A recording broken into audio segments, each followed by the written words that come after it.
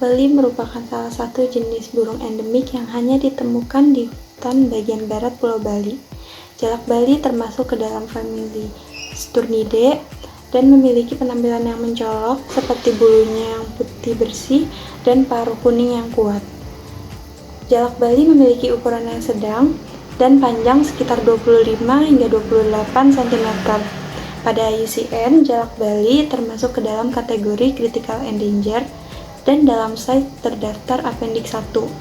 Pada Peraturan Pemerintah Nomor 7 Tahun 1999 menyatakan bahwa jalak bali termasuk ke dalam satwa yang nyaris punah dan tidak boleh diperdagangkan kecuali hasil penangkaran dari generasi ketiga atau indukan. Salah satu faktor utama yang berkontribusi terhadap penurunan populasi jalak bali diantaranya ada konversi lahan, di mana area hutan yang menjadi habitat alami mereka diubah menjadi perkebunan dan pemukiman.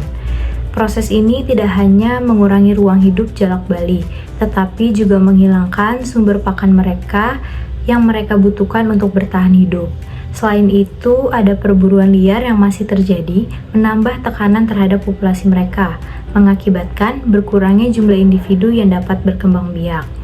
Selanjutnya ada degradasi habitat akibat aktivitas manusia, seperti penebangan hutan dan eksploitasi sumber daya alam, yang juga menyebabkan hilangnya tempat berlindung yang esensial bagi jalak bali.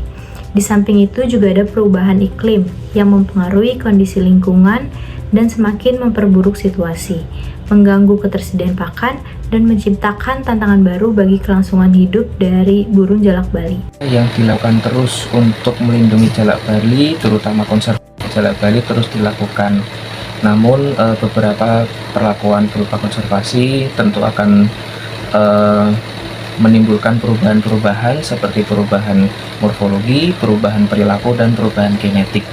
Kemudian dari tujuan pembuatan tugas video ini adalah mengamati perubahan-perubahan yang terjadi pada jalak bali melalui studi literatur. Keberadaan jalak bali di alam sangatlah rendah dan termasuk ke dalam daftar spesies hewan yang terancam punah. Konversi lahan di habitat alaminya dan tingginya perburuan ilegal merupakan faktor yang menyebabkan terjadinya penurunan keberadaan jalak bali di alam. Populasi jalak bali di alam yang sangat kecil menyebabkan jenis burung ini masuk ke dalam kategori hewan terancam punah. Berdasarkan penilaian terakhir oleh International Union for Conservation of Nature atau IUCN Red List of Threatened pada tahun 2020, jalak bali memiliki status critically endangered atau sangat terancam dengan kriteria B1A, B5, C2A12D dan di dalam sites jalak bali terdaftar sebagai Appendix 1. Menurut Penauer et al. 2021, spesies yang terdaftar sebagai Appendix 1 tidak memiliki izin untuk diperdagangkan kecuali untuk keadaan yang luar biasa, serta untuk kegiatan ekspor harus disertai dengan export permits yang dikeluarkan oleh manajemen authority negara pengekspor. Jalak bali merupakan salah satu hewan endemik Indonesia yang berstatus sangat terancam punah atau critically endangered. Beberapa faktor utama yang menyebabkan ancaman kepunahan ini meliputi: pertama, ada deforestasi yang merupakan kerusakan hutan akibat penebangan pohon. Kerusakan hutan yang terjadi mengurangi kualitas habitat asli jalak bali. Karena pohon di hutan merupakan tempat utama burung ini bersarang, bertengger, makan, dan berkembang biak. Kemudian kedua, ada perburuan dan perdagangan ilegal, di mana burung ini memiliki keindahan fisik dan suara kicauannya, sehingga kolektor burung tertarik untuk memelihara. Dan untuk memenuhi minat pasar burung ini, diburu secara liar untuk memenuhinya. Ketiga, ada status spesies endemik.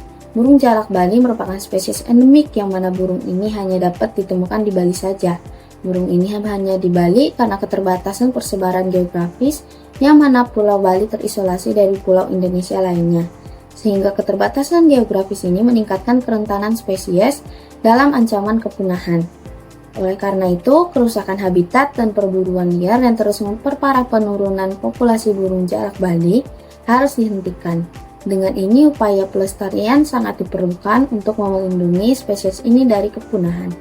perubahan perilaku yang ditimbulkan oleh jalak Bali yang diakibatkan oleh kerusakan habitat aslinya yaitu ada 3, yaitu perubahan perilaku, morfologi, dan genetik. Perubahan perilaku ini terjadi secara spontan ketika burung jalak Bali itu mengalami penurunan populasinya akibat habitat yang sering mengalami kerusakan gitu. Namun perubahan perilaku ini juga dapat ditemui ketika burung jalak Bali itu dikonservasi. Perubahan perilaku tersebut meliputi perilaku sosialnya, perilaku pola makan, perilaku reproduksi, dan perilaku pola pergerakannya. Kemudian untuk perilaku pola makan itu adalah contohnya ketika burung jalak itu berada di alam liar, burung jalak itu akan secara aktif atau agresif ketika mencari makan seperti biji-bijian, serangga kecil, dan lain sebagainya. Nah, ketika dikonservasi tersebut, burung jalak Bali itu akan mengalami perubahan perilaku yang mana sebelumnya agresif di alam, kemudian berganti perilakunya menjadi bergantung kepada manusia ketika di balai penangkaran gitu. Kemudian burung jalak Bali itu terkenal akan perilaku sosialnya, yaitu hidup secara bergerombol gitu. Nah, kemudian ketika dia di balai penangkaran, tentunya burung jalak Bali itu terlihat kondisi terpisah gitu, atau di dalam satu kandang itu terdiri dari satu individu saja. Nah, hal tersebut juga akan menimbulkan perilaku reproduksinya gitu. Namun ketika di balai penangkaran, ketika dia sudah menghasilkan anakan, maka balai penangkaran tersebut harus memisahkan anakannya dari induknya supaya tidak terjadi perubahan perilaku reproduktifnya, yaitu mengawini anaknya sendiri gitu, sehingga tidak terjadi perkawinan sedarah gitu. Kemudian untuk perubahan morfologinya, untuk perubahan morfologi tersebut dalam beberapa sumber referensi itu belum mencantumkan perubahan morfologi yang terjadi akibat kerusakan habitat. Namun dari beberapa sumber menyebutkan bahwa perubahan morfologi itu hanya dijelaskan secara general dan tidak menjelaskan perubahan morfologi itu diakibatkan oleh kerusakan habitat. Namun yang menjadi titik fokus di sini terjadi pada perubahan genetiknya, yang mana seperti yang saya jelaskan tadi bahwa perilaku tersebut, terutama perilaku reproduksinya, juga akan mempengaruhi perilaku atau perubahan pada genetiknya.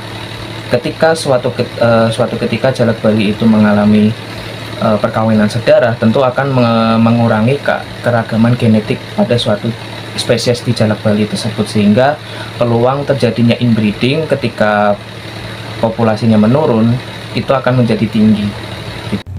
Oke, selanjutnya adalah upaya konservasi untuk melindungi populasi burung jalak Bali gitu. Yang pertama adalah penangkaran dan pelepas liaran. Program penangkaran itu dilakukan untuk memperbanyak populasi burung jalak Bali di habitat aslinya dengan tujuan pelepas liaran ke alam gitu. Misalnya Friend of the National Park Foundation atau VNPV telah melakukan pelepas liaran burung jalak Bali di Nusa Penida sebagai bagian dari upaya konservasi gitu. Yang kedua adalah perizinan dan penangkaran. Balai Desa Konservasi Sumber Daya Alam atau BKSDA berperan dalam pengendalian populasi burung jalak Bali melalui sistem perizinan dan penangkaran. Contohnya kebun binatang di Surabaya itu telah mendapatkan izin untuk penangkaran burung jalak Bali dan berhasil melepas liarkan 40 ekor setiap tahunnya ke Taman Nasional Bali Barat sebagai kontribusi terhadap konservasi. Yang ketiga adalah pemberdayaan masyarakat lokal. Nah, Taman Nasional Bali Barat atau TNBB melibatkan masyarakat desa penyangga dalam konservasi burung jalak Bali gitu melalui pendidikan konservasi dan pemberdayaan ekonomi. Nah, motivasi masyarakat berpartisipasi dalam konservasi antara lain karena alasan finansial, kemudian hobi, konservasi, dan sosial.